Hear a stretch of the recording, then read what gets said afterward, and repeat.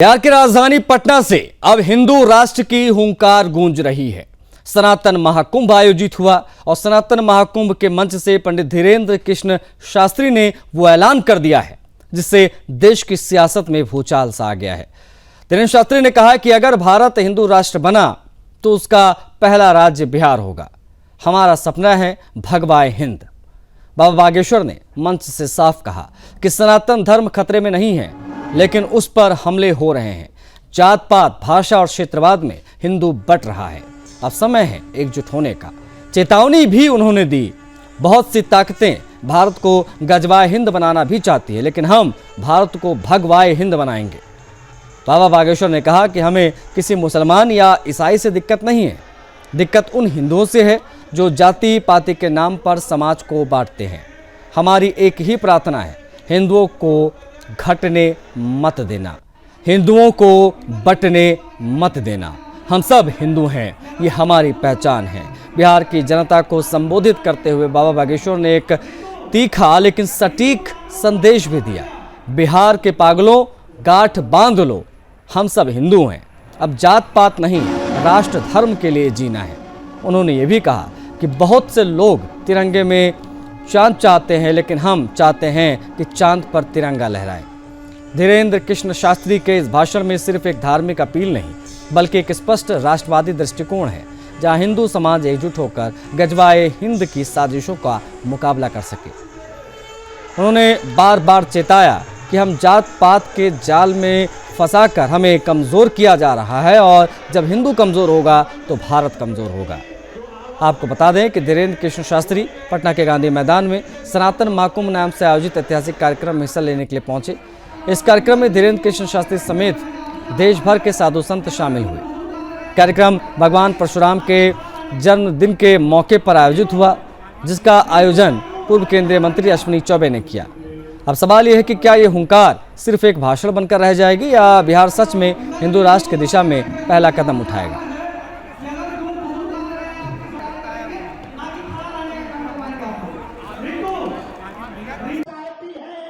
बिहार के पागलों, हमारा एक ही सपना है, भगवाए हिंद होना चाहिए। अगर हुआ मेरे धर्म पर घात तो मैं प्रतिघात करूंगा, क्योंकि मैं हिंदू हूं, सिर्फ हिंदुत्व की बात करूंगा। एक बात और सुनो बिहार वालों, हम किसी मजहब के विरोधी नहीं है, न हमें मुसलमानों से दिक्कत है, न हमें ईसाइयों से दिक्कत है। हमें तो हिंदुओं में रहने वाले उन हिंदुओं से दिक्कत है जो जातियों के नाम पर हिंदुओं को लड़ाते हैं।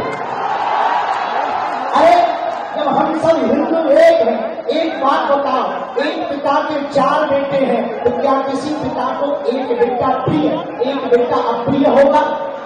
बोलो बोलो बोलो, चारों समान होंगे कि नहीं?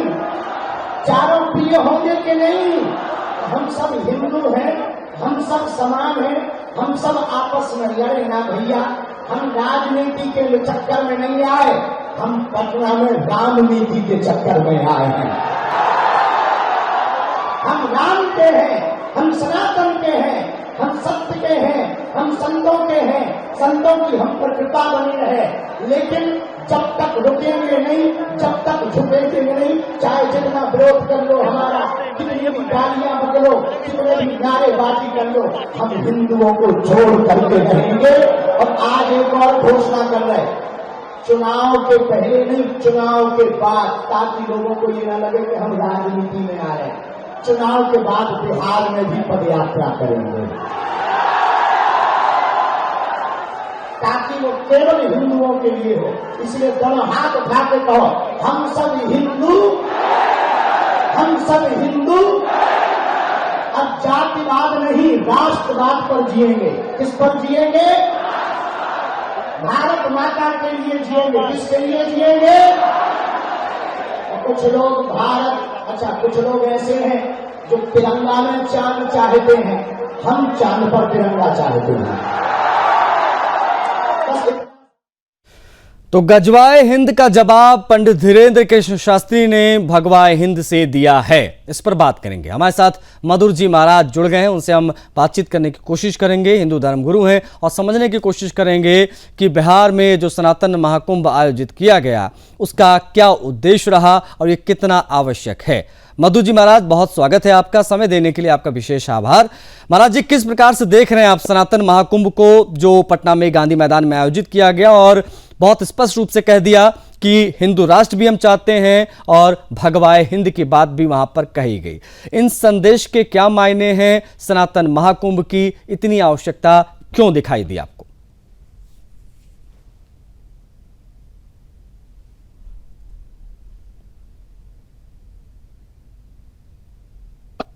अभी जो हाल में पूरे देश में एक माहौल बना हुआ है क्योंकि ये गलत दिशा में कार्य चल रहा है। राष्ट्र में एक समाज सुधारक यानी संत महात्मा आचार्य ब्राह्मण पुरोहित जो समाज के कल्याण की बात करते हैं, समाज में कल्याण चाहते हैं और देवी देवताओं के पूजन पद्धति को लेकर के सनातन की पुनर्स्थापना में लगे हुए हैं जी। तो ऐसे में ये हम लोगों का एक बहुत बड़ा मिशन है। माननीय अश्विनी चौबे जी के द्वारा यह एक सनातन महाकुंभ आयोजित किया गया। भगवान विष्णु के छठे अवतार भगवान परशुराम को साक्षी मान करके 7 ऐसे देवी देवता हैं जो चिरंजीवी हैं, जिनमें जो परशुराम जी हैं वो साक्षी मान करके उनको यह एक भव्य आयोजन किया गया, जिसमें इस पूरे भारत भूमि के बड़े ही दिव्य संत महंत वहां पर एकत्रित थे।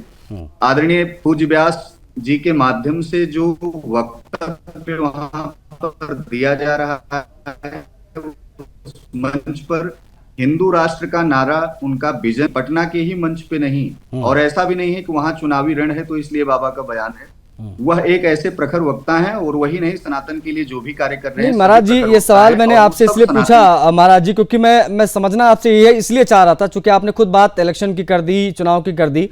पंडित धीरेन्द्र कृष्ण शास्त्री ने चीजें बड़ी स्पष्ट की कि हम राजनीति करने नहीं आए हैं, हम रामनीति करने आए। लेकिन सवाल जिस के तरह से हम हिंदुओं को जगाने की बात तो करते हैं, हम और आप हिंदू हैं, सनातनी हैं, तो हम यही चाहते हैं कि हम जातियों में ना बटें, धर्म को सबसे ऊपर रखें, सनातन को सबसे ऊपर रखें। लेकिन ये सब कुछ चुनाव के समय ही क्यों होता है और इस समय ही हम इस प्रकार से क्यों बटोगे तो कटोगे, इस प्रकार की बातें करते हैं? क्या हम हमेशा इसको अपने जीवन का हिस्सा नहीं बना सकते? मधुर जी महाराज। सोए हुए व्यक्तित्व को जगाने के लिए हमेशा सनातन का सहारा लेकर के ही, धर्म गुरुओं का सहारा लेकर के ही आगे बढ़ा जाता है। और मुझे लगता है जो पार्टी हिंदुत्व की बात करेगी, जहां संत महात्माओं का सम्मान होगा, जहां ब्राह्मणों का, आचार्यों का सम्मान होगा, जहां गर्व के साथ हम धोती कुर्ता तिलक चंदन माला लगा करके पहन करके हम राष्ट्र समाज के लिए एकता का नारा, एकजुट होने का नारा लगा सकते हैं, मुझे लगता है उस पार्टी के साथ या उस पार्टी के संदर्भ में खड़े होने में कोई बुराई नहीं है। लेकिन इसको अगर आप एक चुनावी समीकरण से जोड़ते हैं तो वो उनकी, जो लोग बैठे हुए हैं वहां, उनकी मानसिकता है। वस्तुतः चौबे जी के द्वारा जो यह आयोजित एक सनातन महाकुंभ हुआ, वह हिंदुओं को एक करने के लिए हुआ और बिहार में यह संकेत दिया जा रहा है पूर्ववत ही कि समाज में फैली हुई अराजकता में बिहार में भी ऐसी घटना ना हो, क्योंकि बिहार मां भगवती सीता की धरती है। जिस प्रकार राम राज्य लाने के लिए भगवान राम को टेंट से निकल करके महल में बैठना पड़ा, अब मां भगवती का एक भव्य और दिव्य स्थान वहां पर चयनित हो, जिससे बिहार में भी राम राज्य कायम हो। गऊ की जो नाना प्रकार से हत्याएं लोग कर रहे हैं, जो स्थिति में है, उनका सम्मान हो, संस्कृति और प्रकृति दोनों का दोहन होने से बचे।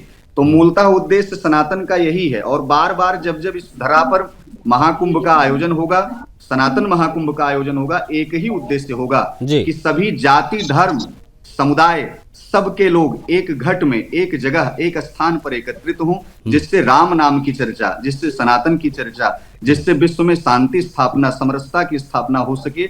और इसी से ही यह भारत, यह विश्व, यह भारत भी जो है विश्व गुरु बनेगा। विश्व गुरु के साथ साथ यहाँ पर शांति भी कायम रहेगी।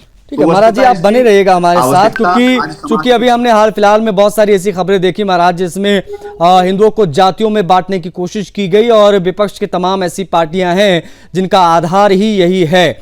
मतलब मुसलमानों को साधो, हिंदुओं को बांटो और कुछ इस प्रकार की पॉलिटिक्स वो करते हैं। इटावा में जो कुछ भी हुआ, मैं उस पर भी आपके पॉइंट ऑफ व्यू जानना चाहूँगा। जिस प्रकार से एक यादव जाति का कोई व्यक्ति था, वो ब्राह्मण बनकर वहाँ पर कथा बाँचने गया, तो उसके बाद में जो कुछ भी हुआ, मुझे लगता है आप सब जानते होंगे। इस पर भी मैं आपके विचार जरूर जानना चाहूँगा, क्योंकि इस पर भी खूब पॉलिटिक्स हुई है, हिंदुओं को बांटने की कोशिश हुई है। आप प्लीज़ बने रहिएगा। हमारे साथ बिहार के हमारे ब्यूरो चीफ अंजनी पांडे जी जुड़ गए हैं। अंजनी पांडे जी से हम समझ लेते हैं। अंजनी पांडे जी, सनातन महाकुंभ का आयोजन किया गया पटना में, गांधी मैदान में लाखों की संख्या में तमाम सनातनी इकट्ठा हुए, तमाम पूज्य हमारे साधु संत वहां उपस्थित हुए। क्या संदेश देने की कोशिश हुई सनातन महाकुंभ से?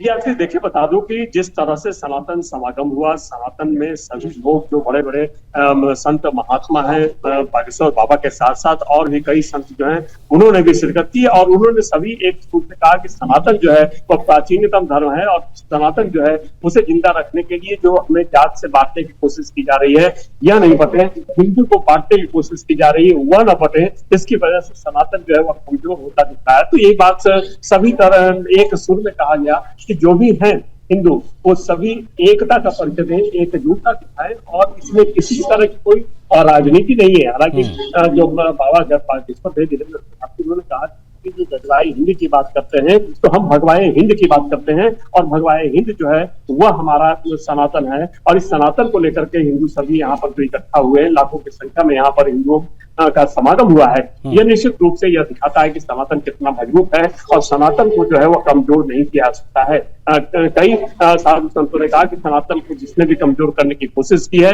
वह खुद ब खुद जो है वह नष्ट हो चुका है, नष्ट हुआ है या फिर नष्ट होने के कगार पर है। तो कई ऐसी बातें इस सनातन समागम के जरिए, सनातन सम्मेलन के जरिए जो है वो कही गई, जिससे कि अब साफ झलक था कि सनातन को मजबूत करने के लिए, सनातन को एकजुट करने के लिए, हिंदुओं को एकजुट करने के लिए यह सम्मेलन का आयोजन किया गया था। और इसमें किसी भी तरह की कोई राजनीतिक यदि देखा जाता है या राजनीतिक कोई बात आती है तो वह इसको जो है उस दृष्टि से नहीं देखा जाना चाहिए। सभी हिंदुओं को एकजुट करने की अपील की गई और यही सनातन जो है, इस सनातन को एक मजबूती प्रदान करने के लिए बात कही गई, क्योंकि जिस तरीके से राजनीतिक दलों द्वारा जो बातें की जाती है उससे जो भी अंजनी, चूंकि हम अब जब बात बिहार की होती है तो हमने देखा है बिहार में किस प्रकार की पॉलिटिक्स होती है, आरजेडी किस प्रकार की पॉलिटिक्स करती है, तमाम विपक्षी दल किस प्रकार की पॉलिटिक्स करते हैं। हिंदुओं को जातियों में बांटने की बात वो होती है, लेकिन यहाँ पर हिंदुओं को जोड़ने की कोशिश सनातन महाकुंभ के माध्यम से हुई। अब ये कितना इंपैक्ट डालेगा चुनाव में, इस चीज भी मैं आपसे इसके सियासी मायने भी समझूंगा। महाराज जी से भी हिंद का जवाब दिया गया है भगवाए हिंद से।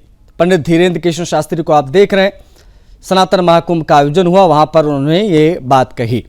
हमारे साथ मधुर जी महाराज जुड़े हुए हैं, हिंदू धर्मगुरु, उनसे हम बातचीत करेंगे। अंजनी पांडे हमारे ब्यूरो चीफ बिहार से सीधा जुड़े हुए पटना से, उनसे भी हम बातचीत करें। लेकिन मधुर जी महाराज, मैं पुनः आपकी तरफ बढ़ूंगा। महाराज जी जरा बताइए, भगवाए हिंद की क्या परिभाषा है? एक चीज ये, दूसरी चीज ये कि हम लाख प्रयास करते हैं कि भाई सब जाति पात में ना बटे, लेकिन अंततः हम देखते हैं उत्तर प्रदेश में, बिहार में यादव बनाम ब्राह्मण, ईसाई चीजें बहुत बड़े पैमाने पर हाल फिलहाल में दिखाई दी हैं। इसकी मुख्य वजह आप क्या देखते हैं मधुर जी महाराज? सबसे पहली बात तो गजवाए हिंद और भगवाए हिंद, ये दो जो परिस्थितियां, जो गजवाए हिंद आज भारत में एक बहुत बड़ी दीमक जैसे एक ग्रहण बन करके जो लगा हुआ है, इसे भारत से समूल रूप से खत्म करके यहाँ भगवाए हिंद की स्थापना करनी है। यह स्थापना प्राचीन पद्धतियों के अनुसार पहले भी हो चुकी है, चल सब कुछ उसी पे रहा है। वस्तुतः लोग दिग्भ्रमित हो जाते हैं, बीच बीच में इनको डिमोटिवेट कर दिया जाता है, तो ये कुछ पार्टियों में, कुछ धर्मों में ये कहीं ना कहीं बट जाते हैं। जो गरीब, जो निचले तबके के लोग हैं, उनके साथ ऐसी परिस्थितियां ज्यादा विपरीत हो जाती हैं कि वो कहीं ना कहीं अपने आय और व्यय के चक्कर में, अपनी परिस्थितियों के चक्कर में वो कहीं ना कहीं डिमोटिवेट हो जाए। लेकिन सुदर्शन न्यूज चैनल के माध्यम से मैं आग्रह करना चाहता हूँ, परिस्थितियां कितनी भी विपरीत क्यों ना हो, अपने परिवार का, अपने माता पिता का, अपने धर्म का साथ कभी नहीं छोड़ना चाहिए। और उन व्यक्तियों को मैं समझाना चाहता हूं जिनको आज की परिस्थितियां देख करके, जो आज सनातन का उदय हो रहा है, जिनको देख करके यह एहसास हो रहा है कि मुझे, मेरा धर्म सनातन था और मुझे पुनः अपने धर्म को स्वीकार करके और नाना प्रकार की भ्रांतियों से दूर हो जाना चाहिए, तो उन सबका स्वागत। यह सनातन सबको माफ करके सबको एक सूत्र में लेकर के चलता है और यहाँ समरसता, यहाँ सद्भावना, यहाँ प्रेम, यहाँ सौहार्द, यहाँ विषय, यहाँ सम्मान, यहाँ सब कुछ प्राप्त होता है। लेकिन कुछ ऐसे धर्म हैं जो एक ग्रहण की तरह नाना प्रकार की बहन बेटियों के साथ, गायों के साथ, वेदों के साथ, पुराणों के साथ, मंदिरों के साथ, भारत की भूमियों के साथ, नारियों के साथ महाराज जी देखिए, पहली बात तो वो हम सुदर्शन चैनल इस प्रकार के मजहबों को धर्म नहीं कहता, हम तो इनको पंथ कहते हैं, मजहब कहते हैं। लेकिन इन सब के अलावा जो मैंने पूछा था महाराज जी आपसे कि हमने यादव बनाम ब्राह्मण का एक गृह युद्ध छिड़ते देखा सोशल मीडिया पर, गांव इलाकों में जब इटावा वाला मामला हुआ, उससे हम कैसे बच सकते हैं? देखिए, ये एक राजनीतिक तुष्टीकरण हुआ और ये बहुत ही ओछी हरकत, ऐसी हरकत मतलब आप समझिए कि उसकी बहुत कड़ी से कड़ी निंदा की जा सकती है और की जा रही है। पूरे भारतवर्ष में इसकी भर्त्सना हो रही है किसी व्यक्ति के द्वारा। पहली बात तो ये व्यासपीठ जो है, व्यासपीठ की एक अपनी मर्यादा है और वस्तुतः शास्त्रों ने, पुराणों ने यह चीजें स्पष्ट रूप से यह बतलाई है कि ब्राह्मण वक्ता हो तो व्यक्ति का व्यक्तित्व, उसका धर्म, उसके जीवन का एक पालन कहीं न कहीं धर्म के मार्ग पर चलता हुआ चलेगा और उसका लाभ भी मिलेगा। देखिए, ज्ञान कोई भी बांट सकता है, कोई भी गद्दी लगा सकता है, मंच लगा सकता है, लेकिन अगर ब्राह्मण के ही धर्म को तुम लोगों ने परिधान धारण करके अगर उसे व्यवसाय बनाया है तो एक ना एक दिन यही धर्म तुमको विलुप्त कर देगा। इस बात को हमेशा स्मरण रखो कि आप जो यज्ञादिक कर्म है, जो अनुष्ठान है, जो ब्राह्मणों की संध्या है, जो तप है, जो गायत्री है, जिससे सृष्टि की परंपरा, जिससे कर्मकांड की, वेदों की परंपरा, जिससे कथाओं की परंपरा चल रही है, अगर आप उसे व्यवसाय बना करके और उसको राजनीतिकरण, जातिवाद में जोड़ करके और अपने आप को मठाधीश साबित करने का प्रयास करेंगे तो परमात्मा के घर देर है लेकिन अंधेर नहीं है, उनकी लाठी में आवाज नहीं होती। इसलिए मैं बहुत स्पष्ट कर देना चाहता हूं, व्यासपीठ पर एक शिक्षित, एक योग्य, एक ब्राह्मण वक्ता जब रहता है तो समाज को एक सही दिशा देता है। ब्राह्मण आपसे क्या अपेक्षा रखता है? कुछ नहीं रखता। समाज को सुधारने की परंपरा, इसीलिए पुरोहित कहा जाता है। पुरोहित अर्थात पूरे विश्व का, पूरे राष्ट्र का, पूरे देश का, पूरे गांव का कल्याण करने वाला होता है। आप पुरोहित थोड़ी ना बन जाएंगे। आप कोई भी छद्म रूप धारण करके समाज को केवल भटका सकते हैं, नाना प्रकार की गतियों में ले जाकर के अंधकार में आप अपने एक स्तंभ, आप अपना मतलब मधु जी महाराज, आप भी यही कहना चाह रहे हैं कि जो व्यासपीठ है, जो कथावाचक है, वो ब्राह्मण ही हो तो बेहतर है, ब्राह्मण के श्रीमुख से ही कथा होनी चाहिए, आप ये कह रहे हैं? भगवान स्वयं चाहते हैं और कहते हैं, भगवान विप्र प्रसादात धरणीधरोहम, विप्र प्रसादात कमलावरोहम, विप्र प्रसादात अजिताजितोहम, विप्र प्रसादात तव नाम राम। भगवान स्वयं कहते हैं, ब्राह्मणों की कृपा से ही तो मैं राजा बना, ब्राह्मणों को अपने आसन पर उन्होंने बैठाया। साक्षात स्वयं ब्राह्मण के मुख से वह श्रीमद् भागवत कथा, श्री राम कथा आदि नाना प्रकार की कथाएं, आदि महापुरुषों की कथाएं अगर व्यक्ति अपने जीवन में धारण करता है, उसके पद चिन्हों पर चलता है तो विश्वास कीजिए उसका कुल तर जाता है, उसकी पीढ़ी तर जाती है। ठीक है महाराज जी, बहुत आभार आपका, आपने समय दिया और खुलकर इस विषय पर बात की, क्योंकि हिंदुओं को जातियों में बांटने की कोशिश बहुत होती, लेकिन बिहार में पटना में जो सनातन महाकुंभ का आयोजन हुआ, जिसमें पंडित धीरेन्द्र कृष्ण शास्त्री से लेकर रामभद्राचार्य जी महाराज एकत्रित हुए और उन्होंने एक संदेश दिया है कि हिंदुओं को एक साथ रहना होगा